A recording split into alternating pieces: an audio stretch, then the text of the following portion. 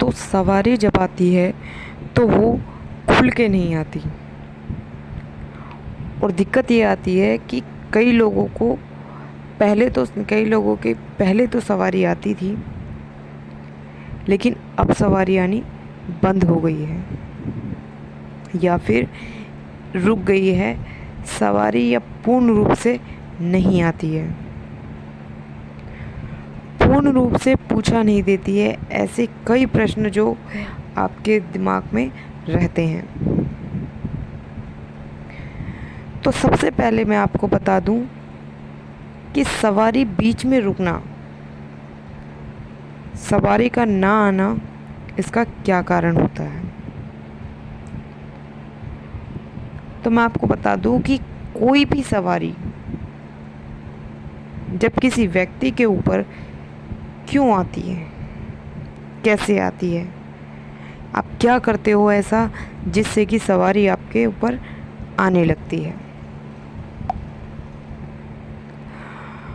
तो सबसे पहला जो कारण होता है कि नियम, जो आपके नियम हैं पूजा पाठ के, उन्हें आप करना शुरू कर देते हो। यानी कि एक दिन भी आप सेवा से नहीं चूकते, लगातार सेवा करते रहते हैं, पूजा करते रहते हैं, तो सवारी आपकी बनी रहती है। तो सबसे पहला कारण है कि अगर आप नियम तोड़ देते हैं तो सवारी रुक जाती है, पूछा देना बंद कर देती है, शरीर पर आधी अधूरी खेलती है और पूर्ण रूप से वो शरीर पर नहीं आती। तो दूसरा कारण होता है दोस्तों कि जिन नियमों का पालन आप कर रहे थे, जैसे ब्रह्मचर्य का पालन आप कर रहे हैं, आप तांत्रिक चीज़ों से परहेज कर रहे हैं, तो जब आप इन सब का सेवन करने लगते हैं तो तब भी सवारी के ऊपर, देवता के ऊपर एक अंकुश लग जाता है। जिस तरीके से वो आपके शरीर में प्रवेश करते हैं, तो एक तरीके से एक घर होता है जिसमें वो प्रवेश करते हैं और आपका शरीर जो है वो अपवित्र हो जाता है। तो सवारी जो है, देवता जो है, वो पीछे हटने लगते हैं। या कई बार ऐसा होता है कि जब आप गद्दी लगाना शुरू करते हैं तो दूसरों के दुखों का निवारण करना शुरू करते हैं। तो पहले आप फ्री में सबके दुखों का निवारण करते थे, पर कई बार लोगों के मन में लालच आ जाता है तो वो पैसा रखना शुरू कर देते हैं, लोगों से पैसे लेना शुरू कर देते हैं, जिससे क्या है कि आप की जो सवारी है वो निष्क्रिय हो जाती है। आपकी जो सवारी है वो निष्कर्ष होने लगती है, देवता का प्रभाव जो है वो कम होने लगता है। तो ये भी एक बहुत बड़ा कारण है कि अगर आप भी ऐसा करते हैं तो सवारी जो है वो रुक जाती है, वो खुलकर नहीं आती, वो सही पूछा नहीं देती या फिर पूछा देती ही नहीं है। और तीसरा जो कारण है कि गुरु का ना होना, कि आपके ऊपर जो है वो सवारी खुलकर नहीं आती है, ये सबसे बड़ा कारण है बिना गुरु के।